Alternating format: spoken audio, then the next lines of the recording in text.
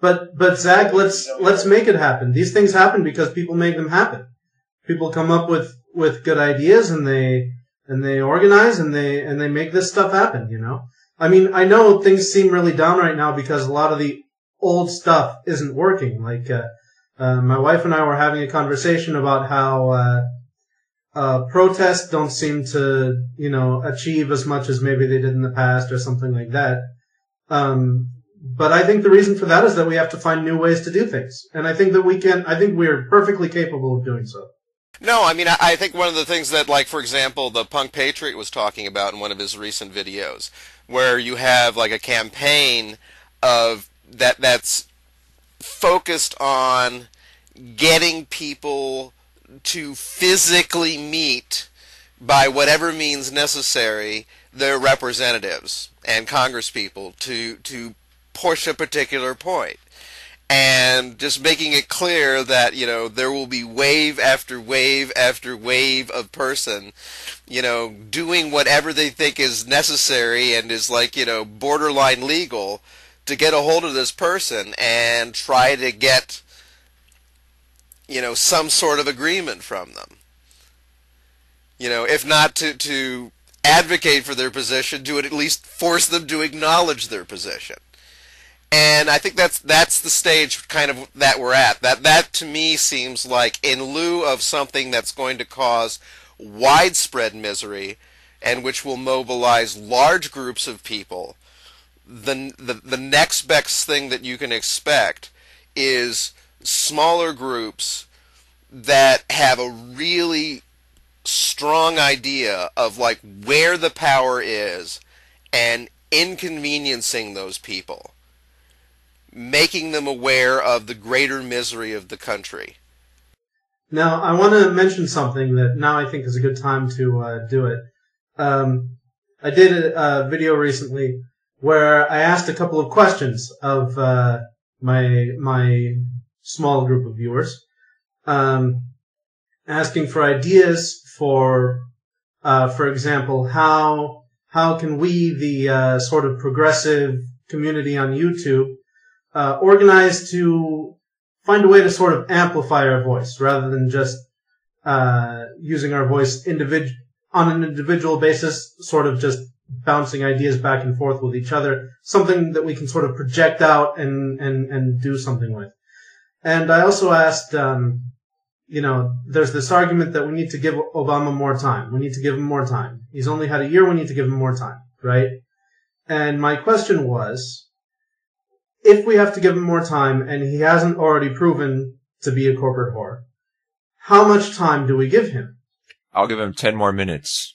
Okay. No, one person said until July 4th. I don't know why. And another person basically said, you know, nice arbitrary date, as good as any other arbitrary date. Yeah, I suppose so. Well, I don't know. I'd like it to be connected to something like, for example, for me, he's got to do something, not say something, but actually do something before the next congressional election, or we need to start looking at third parties. Yeah, and you got to douse these people with cold water, because it's not Obama we're waiting for; it's ourselves we're waiting for. He is who he is. He's going to do what he's going to do. He's one man. You know, he's not going to change the world by himself. You know, and he can try hard or he can not try hard. But if this is a democracy, the country is owned by the people, and as its owners, it's our responsibility to whip it into shape. Right. Exactly, Brendon. And what we need to do, you know, instead of just voting for third parties or voting for Republicans or just not voting in the next congressional election, is that we have to start organizing now and say, if you don't significantly change things, if you don't give us a reason to vote for you, we're going to be voting third parties. You know, give them an ultimatum, right? And then if they don't, if we organize something now, maybe we can actually get a couple of third-party people in office. See, I think that's the one part of that I think is really core is the whole sense of doing something and voting for something. because like this is kind of my personal commitment at this point, coming out of the last election, and I think that what really went wrong for me is that it wasn't that I had any kind of illusions about Obama. I mean, I was making videos critical of Obama before the election ever took place. It was very hard for me to bring myself to vote for him.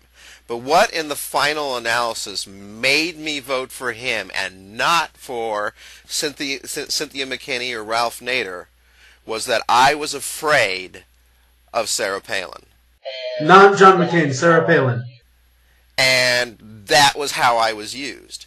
And so my personal resolution coming out of that was that I was never going to vote against someone ever again.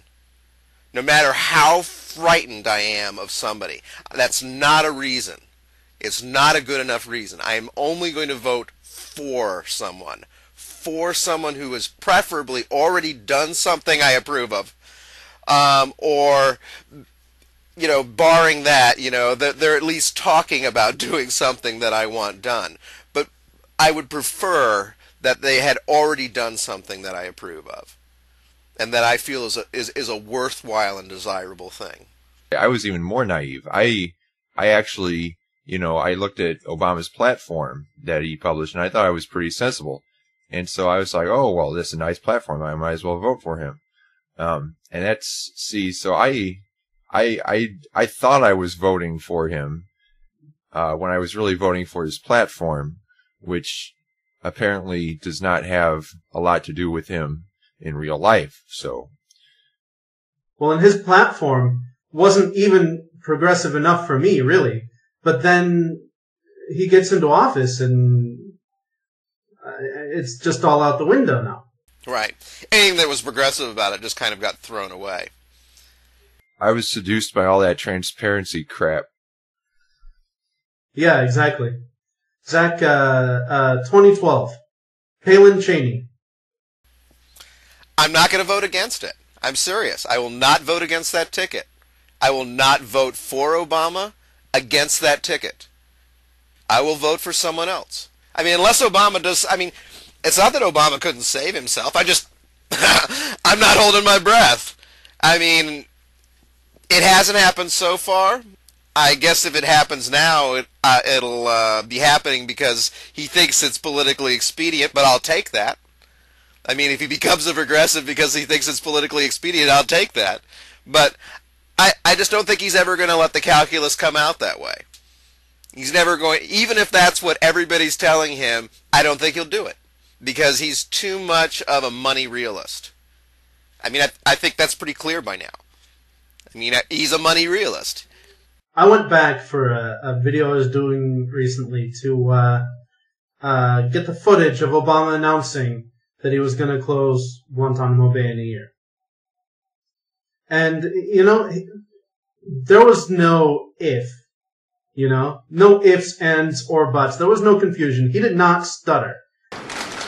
And promptly to close the detention facility at Guantanamo consistent with the national security and foreign policy interests of the United States and the interests of justice, I hereby order.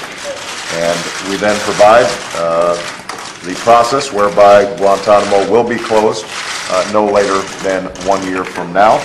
He said Guantanamo Bay will be closed in 1 year. And you know, that is extremely disappointing. He lied. He said the same thing about healthcare. I mean, they just had that thing on TPM, say, you know, looking at all of his statements over the course of the year, you know, like month by month. It's like, we're going to get it done this year. Well, I know we have to get it done this year. That's our goal. That's the thing we're going to get done this year. We absolutely promise you that it's going to be done this year. You know, even like, you know, halfway through the year, like I think it was Leslie Stalwell or something, when he was asking him, you know, well, are you sure you got the votes? Tell you what, well, what are you going to do if you can't get it passed this year? And he says, I'm not even going to entertain the notion that it might not be passed this year because it's going to be passed this year. You know? So, and they did it right all the way through December. You know, he's saying, yeah, I still think we're going to get it done. And then, like, you know, then they were in January, and it's like, well, we're almost on the verge of the precipice of kind of doing something. We're almost on the verge of the precipice of falling off the cliff. Hang on, we'll get there. No, I mean, that's a ridiculous promise anyway, saying that Congress is going to do what I say.